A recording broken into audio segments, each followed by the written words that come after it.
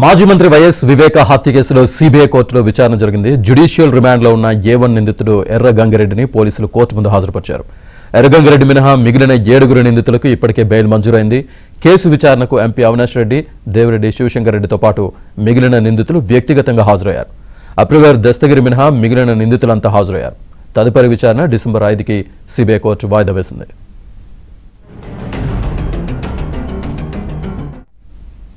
ఈ అంశానికి సంబంధించి పూర్తి సమాచారాన్ని మా క్రైమ్ కరెస్పాండెంట్ ప్రవీణ్ అందిస్తారు. ప్రవీణ్, వివేక హత్య కేసులో ఇప్పటికే సిబిఐ కోర్టులో విచారణ కొనసాగింది. విచారణలో భాగంగా జ్యుడిషియల్ రిమాండ్ లో ఉన్నటువంటి A1 నిందితుడు ఎర్ర గంగిరెడ్డిని పోలీస్ బందోబస్తు నడుమ సిబిఐ కోర్టు ముందు హాజరుపరచడం జరిగింది. అయితే మిగిలినటువంటి 7 నిందితులు కూడా ఈ కేసులో మొత్తం 8 మంది నిందితులు, 7 నిందితులకి కూడా ఇటీవల కాలంలోనే ఒక్కొక్కరికి తెలంగాణ హైకోర్టు బెయిల్ మంజూరు చేయడంతో వారందరూ కూడా బెయిల్ పైన బయట ఉన్నారు. మరోవైపు కేసు విచారణలో భాగంగా వీరందరూ కూడా వ్యక్తిగతంగా విచారణకు హాజరు కావాలంటూ కూడా ప్రతి విచారణలో కూడా నోటీసులు ఇవ్వడంతో వ్యక్తిగతంగా ఇప్పటికే ఎంపీ అవినాష్ రెడ్డి, మరోవైపు భాస్కర్ రెడ్డి, దేవిరెడ్డి శివశంకర్ రెడ్డి, సునీల్ యాదవ్, ఉమాశంకర్ రెడ్డి మిగిలినటువంటి నిందితులందరూ కూడా వ్యక్తిగతంగా విచారణకు హాజరవడం జరిగింది.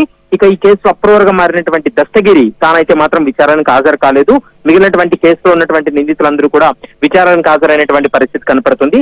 దీంతో తదుపరి విచారణ డిసెంబర్ 5వ తారీఖు వాయిదా వేయడం జరిగింది. 5వ తారీఖు కూడా వీరందరూ కూడా వ్యక్తిగతంగా విచారణకు హాజరు కావాలంటూ కూడా స్పష్టంగా కోర్టు ఆదేశాలు ఇచ్చినటువంటి నేపథ్యం ఉంది. మరోవైపు సుప్రీంకోర్టులో కూడా వివేక హత్య కేసుకు సంబంధించి స్పీడప్ అయింది. సుప్రీంకోర్టులో కూడా ఒకవైపు విచారణ కొనసాగుతుంది, మరోవైపు ట్రయల్ కోర్టులో కూడా విచారణ కొనసాగుతున్నటువంటి నేపథ్యంలో ఈ కేసులో ఏ నిమిషమైనా కూడా కీలక పరిణామాలు చోటు చేసుకునేటువంటి అవకాశం కనపడుతుంది. ఎంపీ అవినాష్ రెడ్డి ముందస్తు బెయిల్ ను రద్దు చేయాలనేటువంటి అంశానికి సంబంధించి కూడా ప్రస్తుతం సుప్రీంకోర్టులో పెండింగ్ లో ఉన్నటువంటి నేపథ్యంలో ఆ పిటిషన్ కు సంబంధించి కూడా సుప్రీంకోర్టు ఒకవేళ కీలక నిర్ణయం తీసుకుంటే ఎంపీ అవినాష్ రెడ్డి కూడా ఖచ్చితంగా జైలుకు వెళ్లేటువంటి అవకాశం అయితే కనపడుతుంది. శ్రీనివాస్.